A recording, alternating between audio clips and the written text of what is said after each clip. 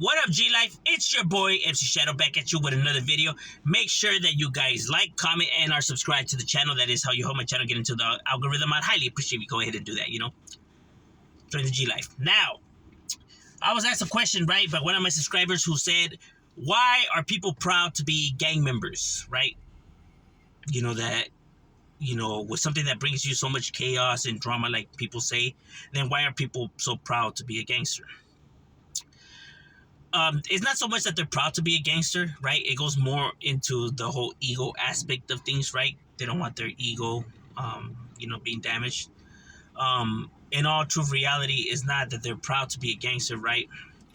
But understand that real feelings, real emotions do go into this lifestyle, right? It's like, how can I say? People are proud to be. You're proud to be from your family, right? You're proud of your last name, right? You'll stand up for your last name. You won't let nobody, disrespect it. And you're proud to represent your family, right? Proud to represent, your uprising, right? Of who you are. So these individuals is the same, right? Is a substitute of the family, right? Even though they do have family, right? The family bond is very dysfunctional, right? It's not the same how everyone else has a bond with their family, right? If you have a good relationship with your parents, most homies coming up really didn't have a relationship, or if they did have a relationship, it was a dysfunctional one, right? It was just chaotic, right? So all the emotions that you normally channel into your family, right, into creating memories and the bonds and the love and all that is absent from these individuals' lives, right? So they choose to, put all their feelings and emotions into something else, right? And, the gangs being the surrogate, of that, right? That is where they put all their bonds and memories and relationships, within everything that they do for the hood and how the hood is run and stuff like that, right? Building up their legacy, right? Because all their memories are going to be with the barrio and all that, right?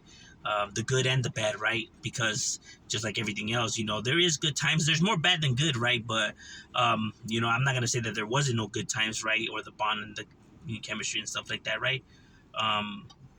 This is all true, but you pay a price for it, right? And it's a very, very heavy, hefty price, right? But because of the anger, the chaos and all that, and, it doesn't, help that, drugs and alcohol are involved, right? That this, spirals out of control, right? And obviously, you pay consequences for that, right?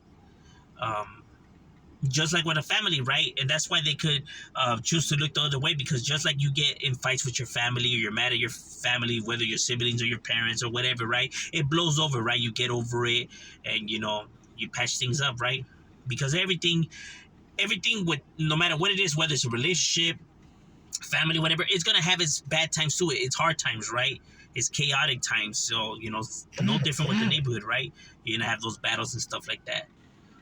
Obviously the price over here is more heavier, right? And more of a, like, why would anybody put themselves through all of that, right? But because that's all that these individuals feel that they have, like they feel like this is all they have. They feel like they got nothing, right? And being that this is the only thing that they have, and the only thing that has ever felt close to actually belonging to something and stuff like that, they don't want to lose that, right? Or jeopardize that, right? Because they finally feel like they belong somewhere, right? And that's the reason why they choose to fight for their reputation, fight for their name, and put themselves through the shit that they put themselves through, right? Because of, like I said, because of the anger, the frustration of their everyday lives, of their personal lives, right? That this just makes them feel better about, their overall situation, right? Finally, individuals who are in the same predicament, who understand what I'm going through, and yada, yada, yada, right? And obviously why it's unhealthy and why it's bad is because of everything that comes attached to all of this, right? But they justify it because of the anger, the rage, and because of their age. You get what I mean?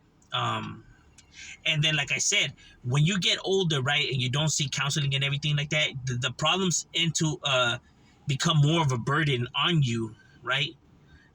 And since people, rather not go seek help because people see it as weakness or for whatever reason, right? Their decision making and their life ends up spiraling more and more out of control, right? and why their behaviors, don't change, right? um, because they don't know how to fix their scenario, right? And they think by seeking help is going to make them look weak, so they don't seek help. So they don't know how to fix their problem, and they don't seek help, right? And so you can understand where the problem lies, right? And you could think like, oh, well, they're already old enough and this like that. But like I said, when you let a dysfunctional young youth, right, go like that, he becomes a dysfunctional adult, bro. What your common sense is and what your logic is completely different to theirs. And it's understanding the mental of these individuals, right? Knowing how to ask the questions and knowing what's actually going on. I'm not saying that their behavior is right, and stuff like that. Just providing an understanding of why they behave in this manner. But it's bad behavior overall in general, right? And it shouldn't be tolerated. But I'm just giving an insight of why they behave like that, and why it's important to seek help. And there's nothing wrong with that. Everyone needs someone to talk to. Like I said, 9 out of 10, these individuals feel like they got nobody. So it's not so much as pride, but more so much that this is the thing that they feel like this is the only thing that they have, and that's why they choose to fight and die for that, right? Because they feel like it's all that really that they have. It's all that they truly feel is that matters. um, because like I said, all the emotions and bond. People think that when people diss their neighborhoods or like that or cross them out, they think that they're faking getting mad or they're faking all of that. No, when they're seeing all of this or when that shit's being said, they are legitly getting angry, and those are real feelings, those are real emotions that they're shedding, bro. That's not made up. I know people could see like, oh, that's stupid and dumb. It's kind of like if somebody went and dissed your parents, right? Somebody said if your mother or your father, in front of you, or in front, or doing it to them face to face, you're gonna get angry. It's gonna bother you. Same with these individuals, because all those emotions that people normally channel into, that was absent. That's why this individual chose to look for that relationship somewhere else, because they feel like they didn't have it at home, so a child's gonna seek the relationship somewhere else if it's absent from their household. So this is where they chose to channel all those emotions into, right? And that's the reason why they behave in the manner in which they behave. But overall, this is a quick one in explaining. It's not so much pride as so much feeling that that's the only thing that they have, right? To give you a better insight into why the individuals behave the way they do. But I'm just saying, what do you guys think? Leave it in the comments and chat, and we out.